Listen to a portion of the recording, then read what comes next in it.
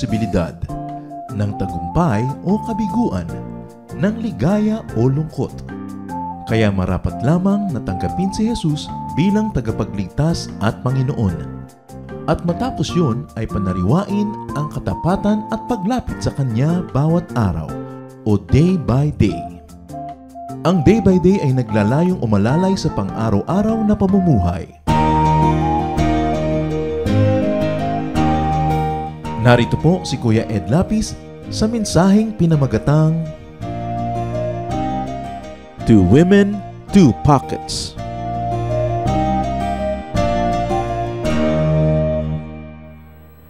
Bakit kaya iba-iba ang financial situation ng mga tao? Bakit iba't iba ang budget at iba't iba ang paraan ng pamumuhay? Ang pag-aaral natin ngayon, pinamagatan natin, Two Women, Two Pockets. Dalawang magkaibang babae, dalawang magkaibang bulsa. Salamat, Panginoon, dahil kayo Diyos na marunong at ang karunungan nyo, ibinibigay nyo rin sa amin. Sa sandaling ito, humihingi kami, Panginoon, ng kaliwanagan. Maunawaan pa namin ang ibang mga anggulo ng buhay nang sa ganoon ang pinahihiram mong buhay sa amin, lalong maging makabuluhan. Turuan mo kami, Lord, to make the most of time, to give our best to you, and to enjoy the most from your creation. Right now, Father, we ask for your cleansing. Patawarin niyo po kami sa aming mga kasalanan. Punuin niyo po ang aming mga kakulangan. Buuin niyo po ang aming mga kakulangan, Panginoon, at ang aming mga pagkasira ay inyo, Panginoong, pagalingin. Patawarin niyo kami sa mga ginagawa naming mga patuloy at paulit-ulit na mga pagkakamali. At nawa, Panginoon, kasihan niyo kami ngayon ng inyong grasya. Rumunong kami nang maunawa namin ang iyong mga pamamaraan at dahil dyan, lalo namin kayo makilala. Panginoon, kayo po maging tagapagsalita. May your words heal us, empower us, and strengthen us. We seek you, Father, in the name of Jesus, our teacher, your Son, our Lord and Savior. Amen. Two women, two pockets. Dalawang klaseng babae ang tutunghayan natin ngayon ang estilo sa pamumuhay. Pareho silang sikat at madalas na nating napag-aralan. Yung isa, yung Proverbs 31 woman. And we will be reading chapter 31, 10 to 31, or parts of it. A truly good wife is the most precious treasure a man can find. Her husband depends on her, and she never lets him down. She is good to him every day of her life. And with her own hand, she gladly makes clothes. She is like a sailing ship that brings food from across the sea. She gets up before daylight to prepare food for her family and for her servants. She knows how to buy land and how to plant a vineyard. And she always works hard. She knows when to buy or sell. And she stays busy until late at night. She spins her own cloth. And she helps the poor and the needy. Her family has warm clothing. And she doesn't worry when it snows. She does her own sewing. And everything she wears is beautiful. Her husband is a well-known and respected leader in the city. She makes clothes to sell to the shop owners. She is strong and graceful, as well as cheerful about the future. Her words are sensible, and her advice is thoughtful. She takes care of her family and is never lazy. Her children praise her, and with great pride, her husband says, "There are many good women, but you are the best." Charm can be deceiving, and beauty fades away. But a woman who honors the Lord deserves to be praised. Show her respect. Praise her in public for what she has done. Yung tinatawag na Proverbs 31 woman, isang babaeng punong-puno ng pag-asa, masipag, marunong maghanap buhay, marunong magnegosyo, marunong maglingkod sa asawa, sa anak, pati sa kanyang mga katulong na binibigyan niya ng mga tamang sapat na pagkain, at siya ay mapagkawang gawa sa mga mahihirap. Hindi siya nakatiwangwang o nakatunganga. Lagi siyang may ginagawa, pero marunong siyang mag-enjoy sa buhay. Hindi rin siya tipid ng tipid. Magaganda ang kanyang mga damit. Magaganda ang gamit niya sa bahay. At kahit guminaw, magyelo, hindi siya nangangamba na wala silang stock ng kakainin o kaya giginawin ng kanyang sambahayan dahil inaayos niya ang lahat. So this is woman number one. At hindi lang pang babae ang leksyon na ito, maging lalaki man, ay mayroong mga ganitong uri ng lalaki. May ganitong uri ng mga tao. Now let's talk about this woman with a full pocket. Ang bulsa niya puno. Ang checking account niya, malaki ang balance. Ang savings account niya, maraming laman. Mga alkansya niya, puno. Pitaka niya, ang taba-taba sa dami ng lamang pera. The woman with a full pocket is financially productive. Lagi siyang gumagawa ng pera. Therefore, she is financially independent. Isang magandang leksyon para sa lahat, lalo na doon sa mga bata pa na pwede pang magsimula ng bagong style. Hindi nakaasa sa asawa ang babaeng ito. Hindi nakaasa sa anak o kanino man. Helper na, giver pa sa kanyang husband. At hindi niya dinadahilan na marami siyang gawa sa bahay, kaya hindi siya makapagnegosyo. Hindi niya dinadahilan na maraming labahin, maraming trabaho, kaya hindi na siya makapagtinda, hindi na siya makapanahi, hindi na siya makapamili ng bukid at magpatanim dito. No? Hindi niya dinadahilan ang mga responsibilidad niya bilang ina, bilang asawa, para hindi na kumita ng sarili niyang income. In other words, ang babaeng ito, bagamat mabuting babaeng asawa, mabuting ina, meron din sariling hanap buhay. Na pagsabay-sabay niya, na pagkakasya niya ang panahon. The woman with the full pocket makes money and is not needy. And she knows how to spend her earnings. Magaganda kanya mga baro, maganda ang gamit sa bahay, maraming pagkain, may mga katulong, kasi kumikita rin siya.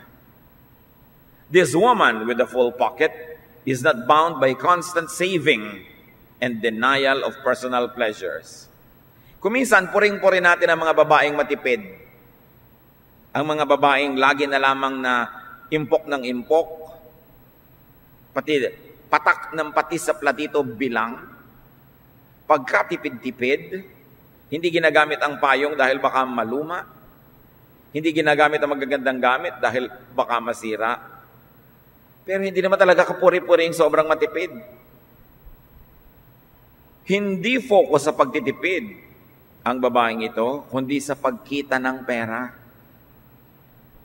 Mapapagod kayo magtipid, ba't hindi na kayo magpagod na kumita? Marami pa kayong gagastusin. Nakakapagod din yan pareho. Hindi sa pagtitipid siya nakafocus, kundi sa pagtatamasa ng mga masasarap at magagandang bagay, at focus din siya sa pagkakawang gawa. At bakit niya nagagawa yon? Kasi kumikita siya. Virtue ang pagtitipid, pero mas magandang virtue ang kumita at sumobra yung pera mo para hindi mo na kailangan magtipid. Instead of always saving and cutting on expense, better make more money. Lagi mo madidinig sa mga nanay, hoy magtipid kayo, hoy magtipid kayo, hoy magtipid kayo. Ba't hindi mo madidinig sa mga nanay, hoy magtrabaho kayo, hoy magtrabaho kayo, hoy kumita kayo? May yumaman na ba sa pagtitipid? May lumuwag na ba ang buhay sa pagtitipid? Wala namang gumiginhawa sa pagtitipid. Ang pagluwag sa buhay ay nasa pagkita ng pera, hindi sa pag-iimpok.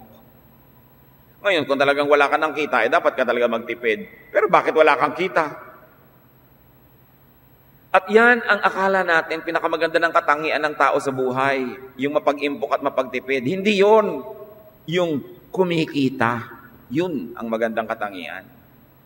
Na kahit hindi ka masyado mag-impok, kumikita ka naman. At kumikita ka na, nag-iimpok ka pa. Yes, that's very good. Alam nyo, tayo mga Pilipino, ang dami nating lakas na nauubos sa pagtitipid. Bakit hindi na lang natin gamitin yung lakas na yon sa pagkita ng pera? Sa paghahanap buhay, sa pagsa-sideline, sa pagtatanim, sa paglalabas, sa pananahi, sa paggagawa ng mga goods and services. Sa pagtitipid, lumiliit ang mundo mo. Sa paghahanap buhay at paggawa ng pera, lalaki ang mundo at luluwag ang buhay. Yes, magtipid. Pero mas mabuting kumilos, magtrabaho, magnegosyo, gumawa ng mas maraming pera. Ang daming nanay ang titipid, pero bakit hindi na lang kayo maghanap buhay? Para yung nauubos na lakas nyo sa katitipid, ubusin nyo sa pag-produce. This woman with a full pocket is the woman whose mind is full of money-making thoughts.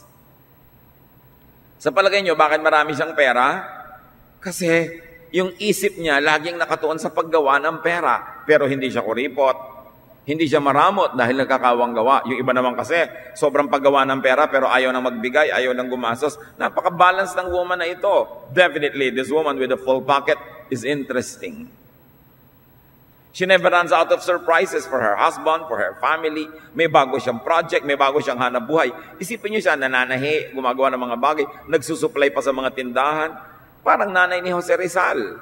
May mga patanim pero sa kanilang silong may tindahan pa rin siya. At matipid din siya, at mapagkawang gawa rin siya.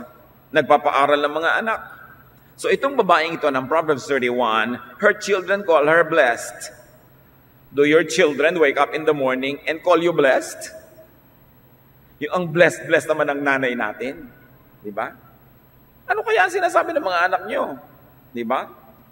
Her husband praises her. Can you imagine? Your husband praises you? Dahil talagang wala ka ng choice, kundi purihin siya. At napakahalaga, lalo sa mga kabataan pa lang, babae man o lalaki, start early to change the culture of dependence.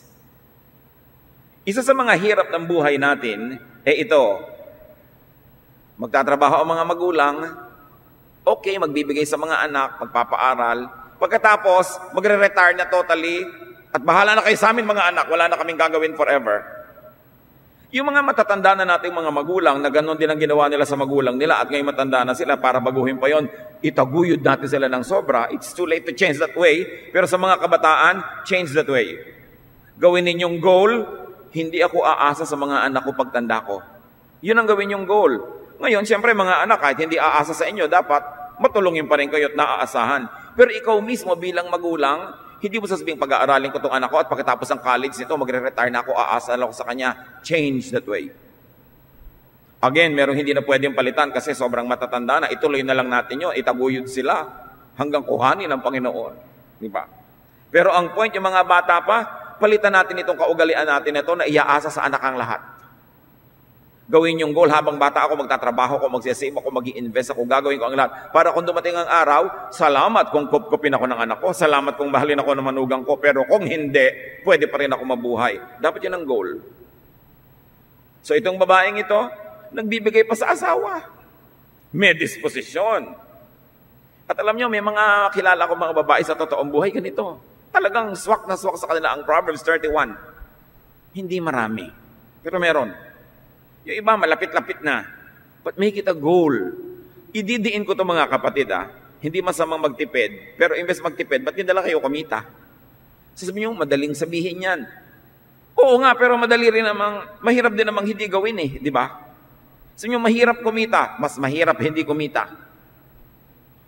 Gusto mo lang magpakamatay, wala kang pambilin lason. So napakahirap nung ganon. Kailangan ng tao marunong kumita at hindi tayo titigil kumita hanggang kaya ng katawan. Kahit matanda na, ang tao habang kumakain pa, umiinom pa ng tubig na binibili, nagkukuryente, gumagastos, dapat kumikita pa. Although ididiin ko, yung generation na matatanda na ngayon, hindi na siguro dapat natin baguhin yun. Itaguyod na lang natin sila dahil yun ang ginawa rin nila sa sarili ng mga magulang. But this new generation, change that. Do not depend on your children when you grow old. Kasi hindi rin naman sure Minsan nagbabago na ugali ang yung mga anak. O kung minsan, maganda pa na ugali ng anak yung napangasawa. Sigurado ba kayo doon? Kaya kailangan, hahanda natin yung pagtanda. Let's take a look at another woman. A problem case. 2 Kings 4, 1-7. One day, the widow of one of the Lord's prophets said to Elisha, "You know that before my husband died, he was a follower of yours and a worshiper of the Lord. But he owed a man some money, and now that man is on his way to take my 2 sons as his slaves. Maybe there is something I can do to help." Elisha said, "What do you have in your house?" "Sir, I have nothing but a small bottle of olive oil." Elisha told her, "Ask your neighbors for their empty jars. And after you've borrowed as many as you can, go home and shut the door behind you and your sons. Then begin filling the jars with oil and set each one aside as you fill it." The woman left. Later, when she and her sons were back inside their house, the two sons brought her the jars, and she began filling them. At last, she said to one of her sons, "Bring me another jar." "We don't have any more," he answered, and the oil stopped flowing from the small bottle. As she told Elisha what had happened, he said, "Sell the oil and use part of the money to pay you what you owe the man. You and your sons can live on what's left." So let's take this woman with an empty pocket. Yung isang babae, namumusargat punong-puno ang bulsa sa pera. Ito naman talagang walang kalaman-laman yung bulsa niya kundi hangin. This woman is dependent on others. And so are many men. Remember, hindi lang babae pinag-uusapan. Nagkataon lang, babae yung nasa kwento. This woman is dependent on men. First, her husband, and now the boys, her sons. And now she goes to the prophet para solve ng kanyang problema. Her husband dies and she becomes nothing. She becomes hopeless. She becomes a charity case. Makinig kayo mga babae, lalo yung hindi pa katandaan na pwede pang magbago ng style dahil bata pa kayo. Huwag kayong sobrang umasa sa asawa nyo na pagka biglang kinuha ng Panginoon, para kayong natanggalan ng likod. Para kayong biglang natumba, parang nawala kayo ng spine. Huwag niyong gugulin lahat ng panahon niyo, kalalaban ng damit niya, kakaplansya ng damit niya, kaluluto ng pagkain niya, at pag bigla siyang namatay, nakatingin kayo sa ulap. Kailangan pinaghahandaan niyo ang sarili dahil nangyayari yan. At 90% of the time, nauuna ang mga lalaki. Isipin niyo, mas maraming byuda kaysa byudo. Sa bagay, kasi mga byudo nag-aasawa agad after 6 months. Kaya hindi nagiging byudo na matagal, no? Mga babae, gumising kayo. Kailangan lumikha kayo ng sarili nyong anino, sarili nyong orbit, sarili nyong hanap buhay. Hindi yung nambababae yung asawa nyo, inyuuwi pa sa inyo, wala kang magawa kasi nakaasa ka lang sa kanya. Pinaglalaba mo pa si kumare ng damit niya. May mga ganyan. Nakakasulak ng dugo, pero wala kang magawa. Dahil umaasa ka. Meron naman talagang gusto na humiwalay. Talagang hirap na sa buhay, binubugbog lahat. Hindi makahiwalay kasi walang hanap buhay. Dapat meron kayong hanap buhay. Sa inyo mahirap namang gumawa. Ay mahirap pero aasa kayo. Ang dami ng ganong kaso. Ayan ngayon sa Bible, itong babaeng ito. Asawa ng propetang baon sa utang. Dadating na ngayon yung pinagkakautangan ng kukuning bayad, yung dalawa niyang anak na lalaki, na siya ngayong aasahan niya dahil wala na yung lalaking asawa, lalaking anak naman ngayon. Mga babae, magkaroon kayo dapat na sarili niyo mga paa, hindi kayo umaasa lang sa lalaki.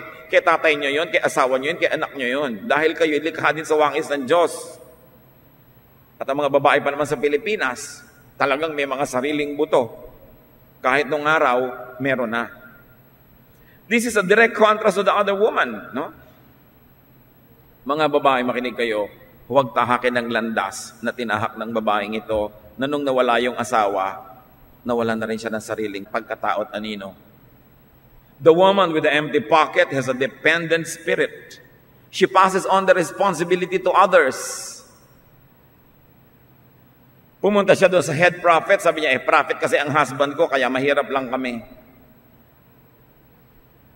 Hindi siya nakapagnegosyo. Ba't yung babaeng ito? Hindi. Ba't yung isang babae sa Proverbs 31? Pwede. Pareho lang naman nilang taga-Old Testament, ha? Nakikita niyo yung Shunammite woman? Siya rin ang may abilidad. Hindi naman ibig sabihin nung araw, yung mga babae hindi na makakapaghanap buhay. The Proverbs 31 woman is the living testimony to the possibilities. Kaya may mga innuendos. Itong paglapit ng babaeng ito doon sa head prophet, sabi niya, kayo naman ang pinuno niya, so dapat tulungan niyo kami. May mga ganong tao mahirap ako, therefore tulungan mo ako. Mayaman ka naman, therefore bigyan mo kami. Anong klaseng mentality yun? Kasama ka ba sa pagpapayaman ng tao? May mga ganyan kamag-anak. Huy, maluwag ka naman, pag-aralin mo naman itong pamangkin mo na anak ko. Anak-anak ka dyan, tas ako magpaparal. May mga ganon, wala ako, therefore bigyan mo kami. Pwedeng magandang ugali na meron ako, therefore magbibigay ako sa iyo. Ang gandang ugali. Pero yung wala ako, bigyan mo ako, masamang ugali yun. Huwag ka nang uobliga ng kapwa. So this woman with the empty pocket clearly lives a life of want. Lagi siyang mahirap. Kapos na sila noong ang vocation ng husband niya ay ganon. Yung pala kapos sila, ba't wala siyang ginawa? Alam na pa niya na maliit yung income ng husband niya, ba't siya nagtyaga? Ba't wala siyang ginawa? Sa mga laging kapos, ano ang ginagawa niyo para lutasin yan? Uulitin ko, anong ginagawa niyo? Kapos kami, lagi kaming kapos. Oo nga, alam ko na. Anong ginagawa mo? Dapat may gawin ka. Hindi yung Diyos ko, sino po kayang mahihingan ko ngayon? Sino kayang mauutangan ko ngayon? Magpadala ka po ng tutulong sa amin. No, hindi yon. Isipin mo, anong magagawa ko? Dahil sabi ng prophet, ano bang meron ka? Wala nga po kami. Konting langis, yun lang. Pero ano na ba naman yun? Hindi siya binigyan ng propeta ng langis. Hindi siya pinautang ng propeta. Hindi siya binigyan ng pera.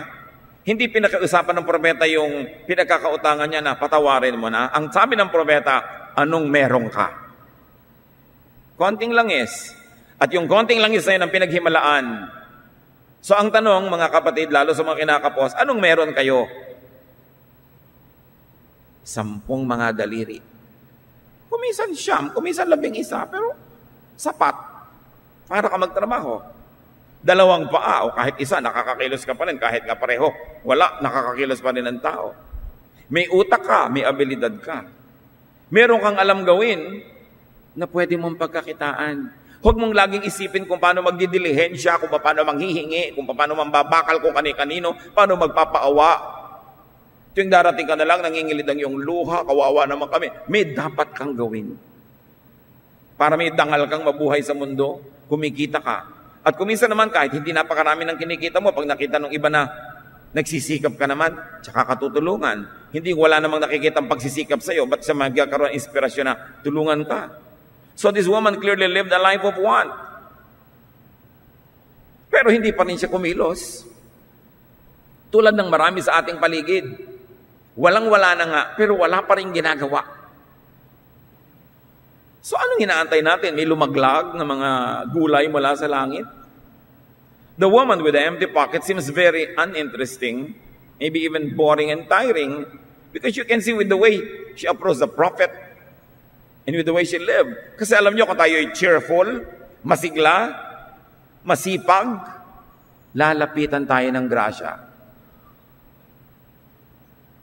There is something very true, and I want you to observe this, brothers and sisters. Kung ano ang buhay na meron ka, yun ang ina-attract mo. Para kang magnet. Meron kang mga sinisip-sip, hinihigop, inaakit. At kung ano yung paulit-ulit na nangyayari sa buhay mo, yun ang ina-attract mo. Kung lagi ka halimbawang naloloko ng mga manggagancho, there is something about you that attracts them. Kung lagi kang nababastos pag naglalakad ka sa kalye, there is something about you that attracts kabastusan. What you get is always what you attract. So if you don't like what you're getting, change your chemistry, change your thoughts, change your style. Walang victim sa buhay. Participant tayo sa mga nagaganap sa ating buhay. Meron tayong sariling will. Meron tayong sariling style. Yung Proverbs 31 woman, hindi siya binigyan ng direct miracle ng Diyos, pero ang riwasa ng buhay niya. But this woman with the empty pocket needs a miracle. At pinaghimalaan naman. But she needs a miracle. The woman with the empty pocket is the woman whose mind is empty of money-making thoughts. Kaya marami ang pera ni mapera kasi nag-iisip siyang gumawa ng pera.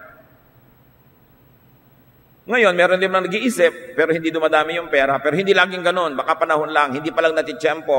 Pero kung lagi niyang iisipin yun, lagi siyang magsisikap, yun ang a-attractin niya sa buhay. Remember, you attract what you attract. At syempre, ang pera, malulungkutin. Ang gusto ng pera, kasiyahan. So yung pera, papasok sa pitakang, marami ng laman. Ayaw niyang papasok niya, tapos siya lang yung laman. Kaya sinasabi natin, ba't yung mayaman, mas yung mayaman? Mag-isip kayo. Bakit nga ba? Totoo naman. Kasi maabilidad, kumikilos, gumagawa. Yung iba, mali ang ginagawa, masama. Pero mali din at masamang walang gawin, di ba? So kailangan papalitan natin ang ating paraan ng pamumuhay. Pag darating na yung pera, sinilip yung pocket mo, walang laman, ay, ayoko dito. Kaya doon sa isang pocket na marami, makakapag-party siya, marami siyang mga kasayaw na kapwa niya pera, doon siya papasok. Kaya dapat may pangati ka. Kahit manok, kung meron kayong alam na pugad ng itlog, ng manok, kailangan huwag yung kunin lahat yung itlog, may matirang isa. Para pagbalik ng manok, mangitlog siya uli. Kasi pag wala siyang nakita ng itlog doon, magtatampo, hindi na siya mangingitlog uli. Ganun din yung pera. Pag laging ubos, lalayuan ka. Meron siya sariling diwa. Meron siya sariling lakas. So are you attractive to money? Ang gustong-gusto ng pera, nalapitan yung taong masipag. Ang sipag nito, dito nga ako papasok kasi sa kasipagan nito, marami rin ibang papasok na pera sa buhay nito eh. Pero yung tamad, lumilipad-lipad yung pera, nakita kang nakatunganga, nakatuyag ka doon, nakatiwangwang, ayoko dito, sino naman na magtsatsagang dumapo rito, lalayuan ka. Kaya mga tamad, hindi nakakapera yan eh. Isipin nyo, may katotohanan. Kung hindi kayo pasaya sa inyong pananalapi, change the way you think, change your lifestyle, and stop depending on others. You will beg forever. At kung tipid din lang kayo ng tipid, yun ba, uulitin ko, ano naman ang napala nyo pag titipid? Lumuwag na ba kayo? Kadalasan hindi rin. Ang atupagin, create wealth. Make an income. Sabi ng prophet, what do you have at home? Each of us has something in our home, in our body, in our spirit. Alam nga namang pinawalan kayo ng Diyos sa mundong ibabaw na hindi niya kayo binigyan ng abilidad para mabuhay. Meron, yung iba hindi lang ginagamit. Nakaasa lang ng nakaasa sa iba dahil bata pa ako, o ang tanda ko na, o babae ako, tanggalin nyo sa utak nyo yung mga yan. Kung hindi rin kayo nakaratay sa banig na karamdaman, dapat ang tao kumikita, gumagawa ng paraan. Or, kung hindi man kayo kumikita ng cash, deserve what people give you. O ikaw, pinag-aaral ka ng kapatid mo, deserve it. Ipag-shine mo malang ng sapatos, ipagtimpla mo ng kape, mag-aral ka ng konting masahe ng pa at masahihin mo naman yung kuya mong nagpapaaral sa'yo. Deserve what you receive. Pay back, kung hindi man with cash, with services. Pero hindi pwedeng asa ka lang ng asa, tanggap ka lang ng tanggap. Kamumuhian ka ng pera at hindi ka lalapitan. Kasi ayaw ng pera sa tamad. Ayaw ng pera sa mga walang utang na loob. May ka mga hamanghang, sariling isip yata yung pera. So no matter your gender, which of the two women do you identify with now? Are you the woman with the full pocket? Or are you the one with the empty pocket? Are you the one always busy making money? Or are you the one always complaining and depending on others? Which would you like to be? Do not equate godliness and spirituality with disinterest in making money. Akala no iba, pag maka-Diyos ka, dapat hindi ka na nag-iisip na magkapera. Alam nyo kung bakit dapat at gusto ng Diyos at alam ng Diyos na dapat ka mag-isip na magkapera? Because we are all being taught to give our tithes. Anong ita-tithe mo kung wala ka income? Sabi ni Lord, don't appear before me empty-handed. Walang haharap sa akin na walang dalang handog. Isa ka kukuha ng handog sa pitaka ng asawa mo, ng nanay mo. Dapat kumikita ka nang may maihandog ka. So doon pa lang alam natin na hindi ayaw ng Diyos ng taong abilidad kumikita. Dahil humihingi nga siya ng mga handog, saan mo kukunin? So it is a given that you are expected to make money.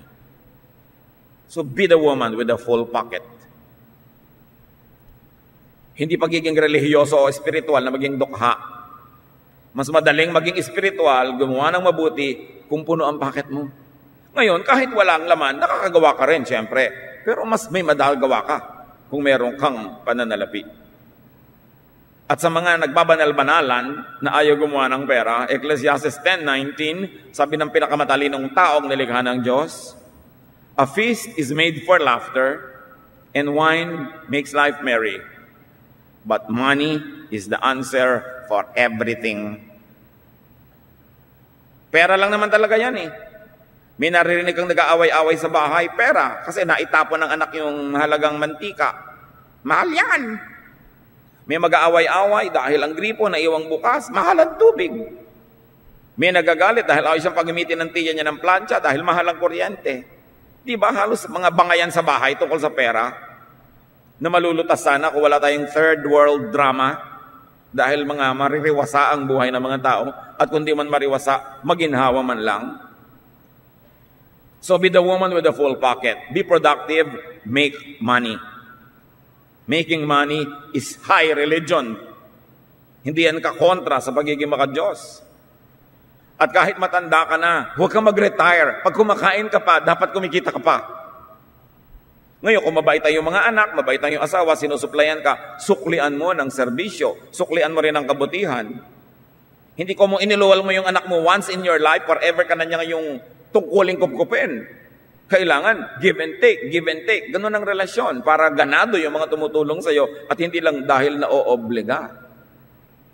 Proverbs 10:4, lazy hands make a man poor, but diligent hands bring wealth. So kita nyo how making wealth is glorified. Basta clean living, malinis sa paraan. Be the woman with a full pocket. Be financially independent, though family-centered. Hindi magkalaban ang pagiging mabuting ama o ina at pagkita ng maraming pera. Time management lang yan. Huwag niyong isubsob ang buong buhay niyo sa paglilingkod lang sa asawa at anak. Dapat meron kayong sariling anino, sariling orbit, sariling income. Start early. O kung nasa midlife na kayo, catch up, maghabol. Ngayon yung sobrang matanda na, igalang na lang natin, huwag na natin palitan yung system, kupkupin natin sila. Pero yung mga bata pa, baguhin nyo to. Do not depend on others.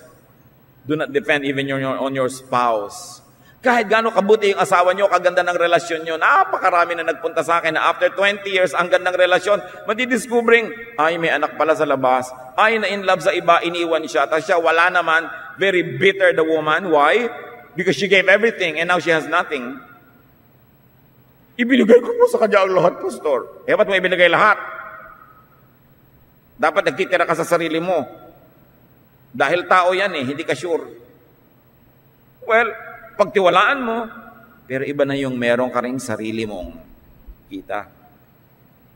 Para kung gusto mong manatili sa piling niya, dahil choice mo, hindi dahil wala kang choice. Pag wala kang pera, para kang prisoner. Kahit nga hindi nakakatawa yung joke nung nagpatawa, tatawa ka dahil binibigyan ka Diba?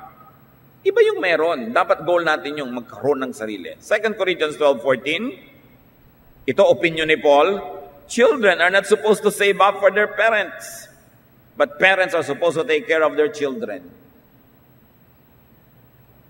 Parents ang kausap niya dito, hindi yung children. Sabi niya, alam niyo mga magulang, mag-usap-usap tayo. Hindi naman dapat ang mga anak natin ang nag-iipon para sa atin Dapat tayo nag-iipon para sa kanila kasi nga tayo ang magulang, di ba? Sabi ni Paul. Although this is a hard doctrine, it's a social opinion of this man, Paul. Pero may sense. At meron ako mga kilala, pagamat konti lang to, hanggang pagtanda, hanggang bawian ng buhay, sila pa rin ang nagbibigay sa anak. Hindi dahil yung mga anak walang hanap buhay o gutom, kundi pinaghandaan nila So hindi sila umaasa. Kaya hanggang matanda sila, bossing. May say, may bosses, may anino. Kasi hindi umaasa. Kawawa na yung mga matandang umaasa na lang sa anak. No? Kumisan, nagtsatsaga ka na lang sa sungit ng manugang mo. O ang tanda-tanda mo na, kinakabayo ka pa sa laro ng mga apo mo at hindi ka makakibo dahil pakain ka. Dapat meron kang sariling anino. Napakahalaga nun. Be the woman with a full pocket. Always make money, even while you are spending. Proverbs 24:33-34, sleep a little, doze a little, fold your hands and twiddle your thumbs. Suddenly, poverty hits you and everything is gone. Konting pahinga, konting tulog, konting halukip-kip, biglang pobre ka na pala. People need money when you are young, in midlife, and when you are old. So do not forget to make money, to invest, to plant good seeds. You are your thoughts. Your thoughts make your life. If you think of making money, money will enter your pocket. You've got to think of it, and you've got to do it. Mahalaga po na sa ating pagiging mabuting anak ng Diyos, hindi tayo dependent sa iba. Dependent ka kumisan sa mga panahon na may sakit ka, o kaya nalugi ang negosyo mo, o kaya wala kang trabaho, pero dapat hindi yun matagal. Babangon ka rin at mamaya independent ka na naman at tutulong ka naman doon sa iba na dumadaan sa panandali ang hirap. Pero hindi habang panahon umaasa ka at wala kang kaplano-plano kung paano gagraduate sa pag-asa na lang sa iba. Kailangan meron. Do not stop being fruitful. Do not plan to stop earning. Do not even plan to retire. You might say, I like to semi-retire. I like to rest more than work. Pero don't stop working because even work is therapeutic. At habang ang tao nagko-consume, it is important that we are making money. Isa yang mahalagang bahagi ng pagiging totoong espiritual at relihiyoso. Dahil napakaraming temptation at napakaraming kasalanan na pwedeng dumating sa buhay pag ang isang tao ay nagdarahop. Ama namin sa langit, tulungan niyo kaming makita ang aming kalagayan ngayon at ang dalangin namin, may mga kapatid na kapos, matagal ng kapos, lagi na lang kapos. Buksan niyo ang aming isip kung anong pwede namin gawin para baguhin ito. At ang pagbabago hindi dahil may iba kaming hihingan, may iba kaming aasahan, kundi makita namin what that little oil is that we have. Yung ibinigay mo sa amin kahit sa tingin namin konti, yun pala ang pagkaaming pinagbuti, pinagyaman, ginamit, ay paghihimalaan nyo at gagamitin yung paraan para kami guminhawa sa buhay. Salamat sa buhay ng mga kapatiran na magiginhawa na, maririwasap at mayaman. Salamat po. Salamat doon sa mga nagsisikap na nagbubunga na ang mga pagsisikap. Lord, pagbungahin niyo po yung mga itinatanim ngayon isinisikap ng mga iba namin mga kapatid. At yung mga hindi pa nagtatanim at hindi nagsisikap, gisingin mo kami na yun ang gusto mong gawin namin, that we be productive, so that we produce, we stop depending on others, and we have surplus to give away. Pagbulay-bulayan natin itong mga kapatid sa sandali ng pananahimik, at nawa ang lahat pagginhawahin at gawin ng Panginoong mariwasa ang buhay dahil naghahanap buhay tayo.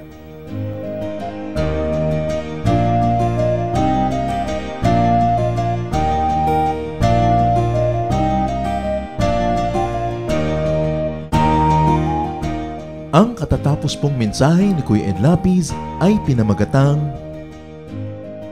Two Women, Two Pockets.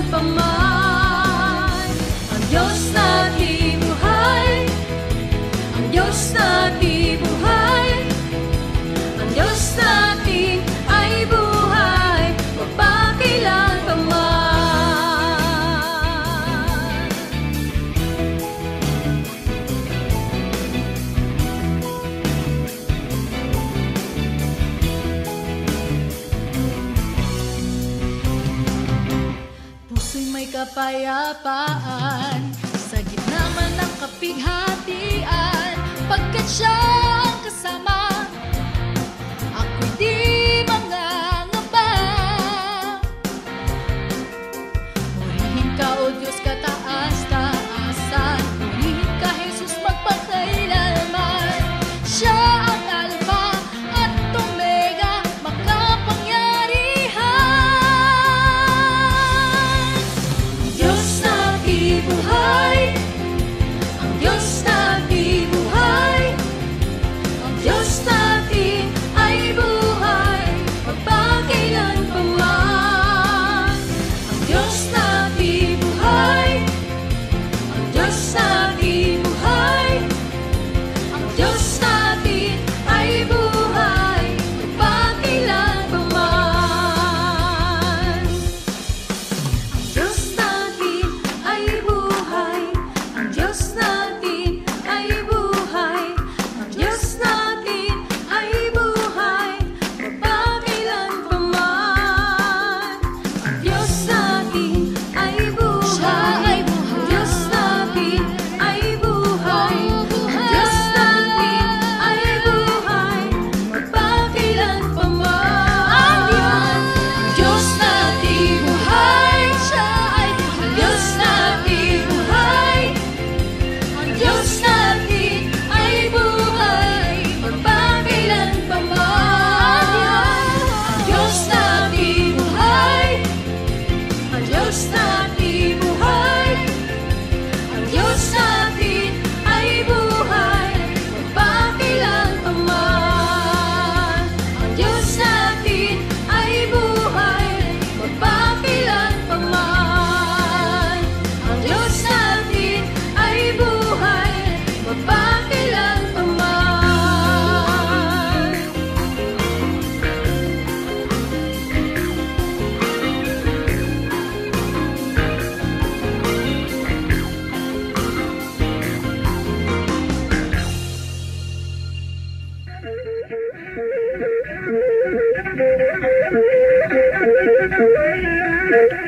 Mayaman sa hiyas ang ating bayan, at isa sa hiyas na yan ang musika.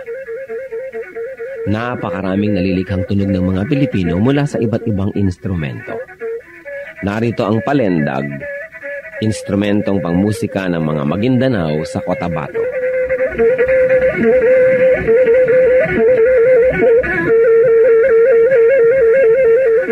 Ang palendag ay yari sa isang manipis na buho na may 2 sentimetro ang bilog at 90 sentimetro ang haba. May 4 na butas ang palendag, isa sa ilalim para sa hinlalaki ng tumutugtog at 3 naman sa ibabaw para sa iba pa niyang mga daliri.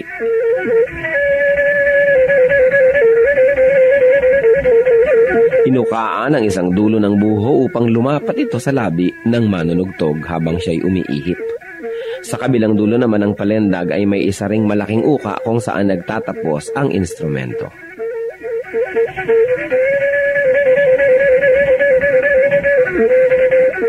Ang pagtugtog ng palendag ay pawang improbisasyon ng manunugtog. Wala siyang sinusunod na sukat o ritmo at ang pagtugtog ay pagpapahayag niya ng kanyang nadarama, lalong-lalo kung siya'y nagliligaw o nagpapahinga.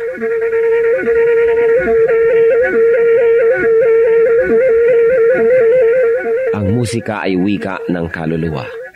Ang ating musika ay marapat lamang na pag-aralan, kilalanin, at tugtugin sa karangalan ng Panginoong Hesus. Ang palendag ng Maguindanao sa Cotabato.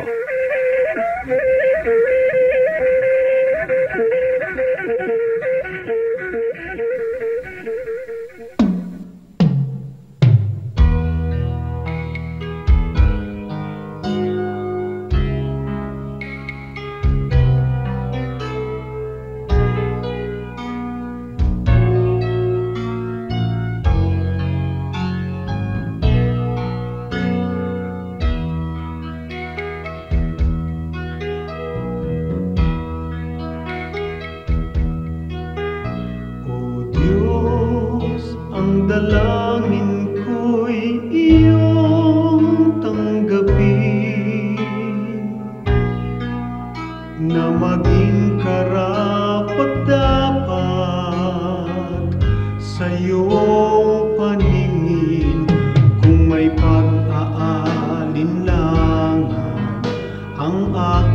paniwalaan ay ikaw.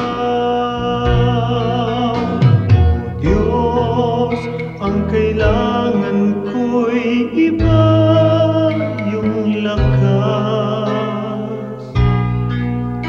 upang di ko natahakin ligaw na landas sa pagpaparot parito. Sa ulat bagyo'y hindi magbabago. Katapatan ko, ang alay ko, Panginoon. Katapatan ko, sa'yo'y panghabang panahon. Kahit minsan na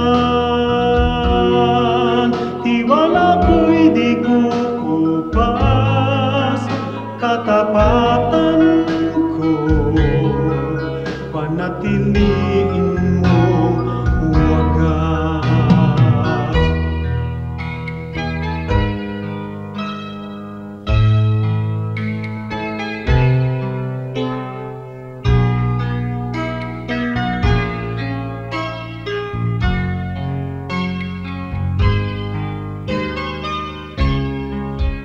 Sa pagpaparot parito, sa ulat bagyo'y hindi magbabago. Katapatan ko, ang alay ko, Panginoon. Katapatan ko, sa'yo'y panghabang panahon. Kahit minsan man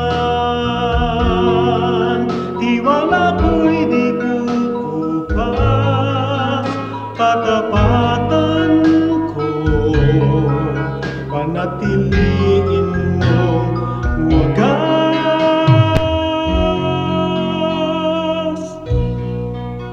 Panatiliin mong wagas.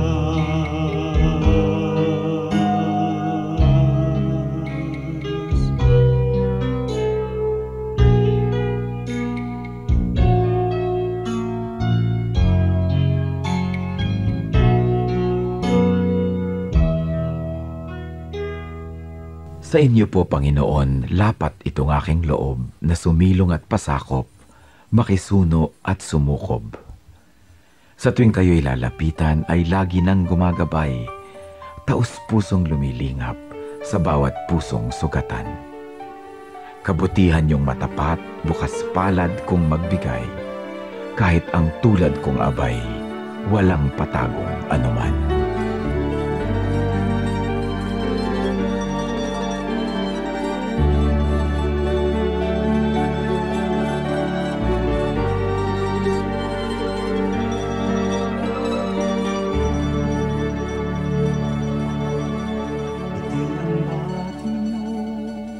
Pagsikat ng araw, maging sa karilagan ng takip siling,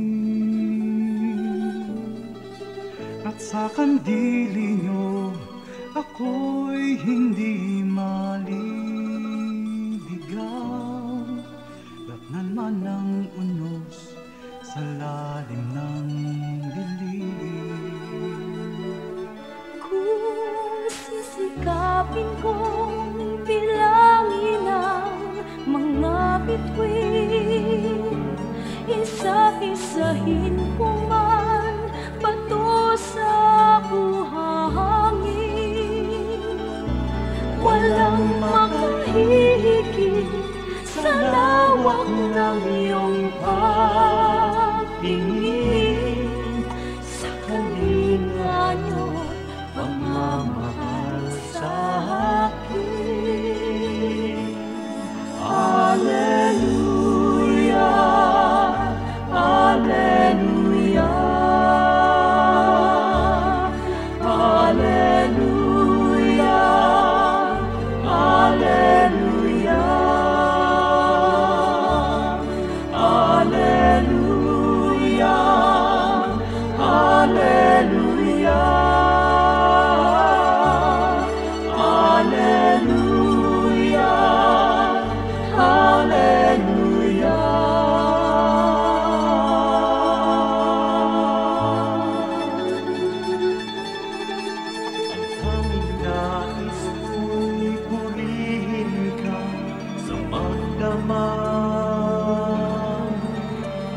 Kasama ka maging sa aking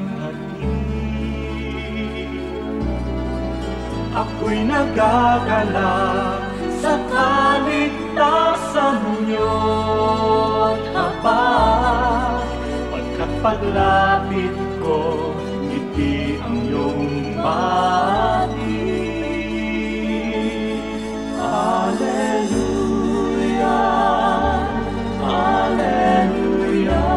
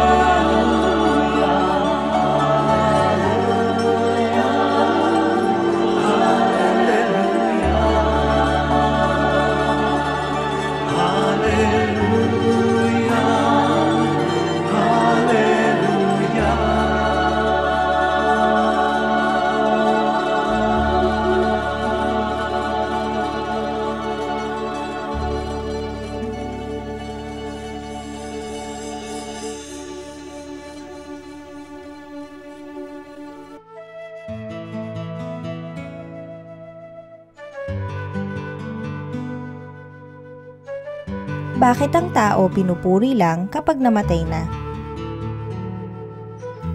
Hindi ako sang-ayon na sa Pilipino pag namatay lang pinupuri. Sa Western culture, na-eulogize yung namatay, doon aalalahanin lahat yung kabutihan niya. Pero sa Pilipino, habang buhay pa. Sa mga dupluhan sa Bulacan, pinupuri ang babae habang nandyan pa siya. Sa mga balagtasan, pinupuri ang kung sino mang dapat purihin. At sa ating mga kaugalian, sa mga harana, laging nagbibigay tayo agad ng papuri. Yan ang mas likas at mas tunay na tradisyong Pilipino. Hindi na hinihintay mamatay ang tao bago purihin.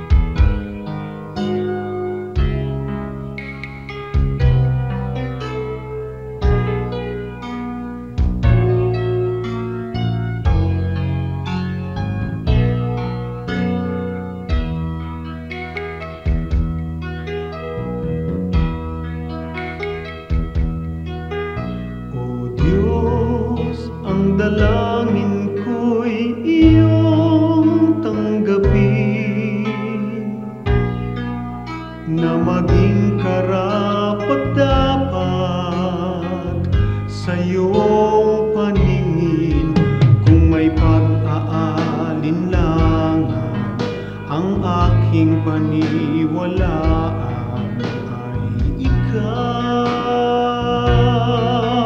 O Diyos, ang kailangan ko'y iba yung lakas upang di ko natahakin ligaw na landas sa pagpaparot parito. Sa ulat bagyo'y hindi magbabago. Katapatan ko, ang alay ko, Panginoon. Katapatan ko, sa'yo'y panghabang panahon. Kahit minsan na tiwala ko'y di kukupas, katapatan ko, panatiliin mong wagas.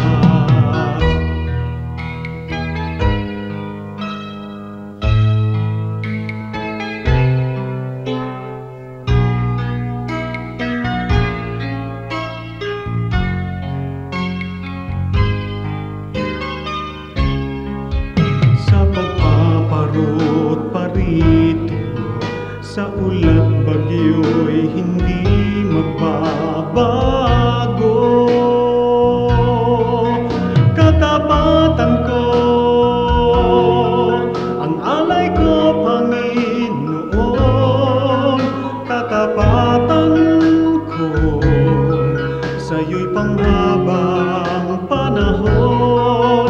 Kahit minsan man tiwala ko'y di kukupas, katapatan ko, panatiliin mong wagas.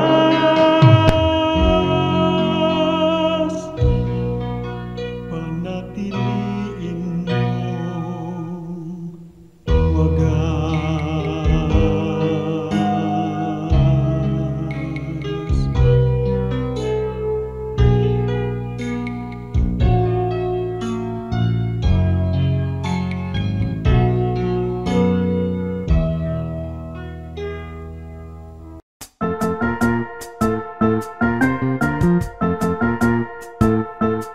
Oras na po para pansamantalang magpaalam ang programang Day by Day. Tayo po'y magsama-sama tuwing ika-6 hanggang ika-7 ng umaga, araw-araw. Magandang umaga po at mabuhay ang Panginoong Hesus!